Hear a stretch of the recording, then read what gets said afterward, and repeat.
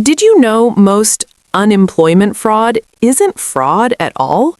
Millions of hardworking Americans are losing benefits due to mistakes in reporting, and government mismanagement is making it worse. Today, we break down why this matters to you and the future of our workforce. Thank you, Mr. Feenstra. I now recognize Mr. Evans of Pennsylvania. Thank you, Mr. Chairman, and thank you, Ranking Member, for this hearing. I would like to follow up something my colleague, Gwen Moore from Wisconsin, to Ms. Everard. What confident workers' data did the Secretary of Labor and Dodge obtain from the Office of Inspector General? Asked by what is the risk to workers of Dodge shared the data as they did with IRS and SAA? Sure. So the current face of fraud, as big as it is, comes from leaks generally outside the system. And so, it came from breaches that happened that we've all heard about, in the press. And they were able to use those fraudulently stolen IDs to apply for benefits, and fraud got as big as it did.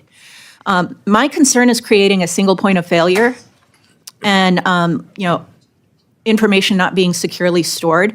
I do have confidence that when the OIG was the only one with access to the PII, the personally identifiable information, that they were storing it securely. I have less confidence with Doge. Can you talk more about overpayment versus fraud and why the overpayment rate is much higher than the fraud rate? Sure. Overpayments are mostly mistakes falling into two categories. One is work search, and the other is reporting earnings.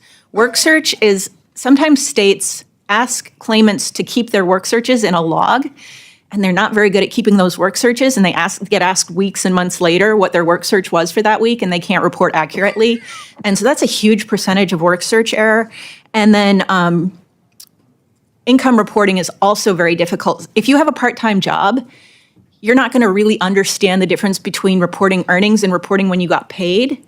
And if you have a part-time job, you might not know what you earned that week, but you'll know what you got paid. So a lot of part-time workers report when they got paid instead of what they earned, and that's an improper payment.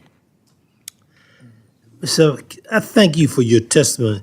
Can you talk more about the confidential data that was leaked by Dodge from the Inspector General's office?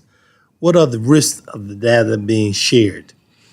Well, so far the only thing that we've really seen is a discussion of some practices on social media, which isn't great. But we're concerned because SSA data was transmitted on an unsecured server, and so in general, that particular agency's handling of information doesn't seem the most secure.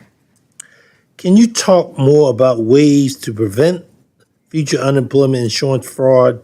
What are changes that would you implement?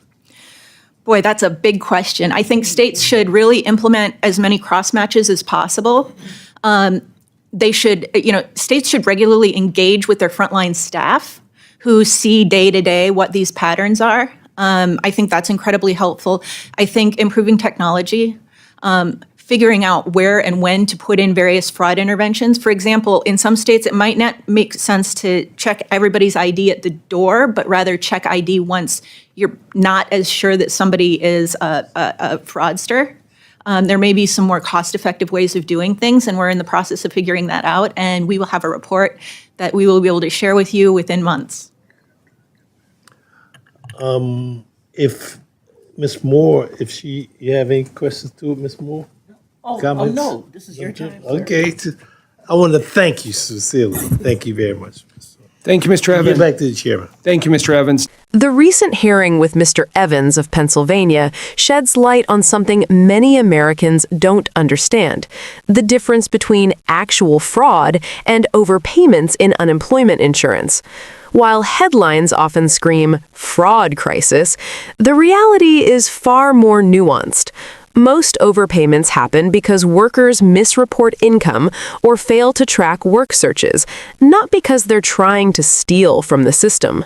What's worse, when sensitive personal data isn't handled securely, the risk of real fraud rises. But Democrats are pushing for smarter solutions, not punitive measures. Cross-checks, better technology, and empowering frontline staff can prevent errors without punishing ordinary workers who are just trying to survive. This isn't just a policy debate. It's about protecting Americans, strengthening government programs, and making sure benefits reach the people who need them most. Overpayment rates may be high, but with thoughtful oversight, smarter systems, and secure data practices, we can fix the problem and support workers, not penalize them.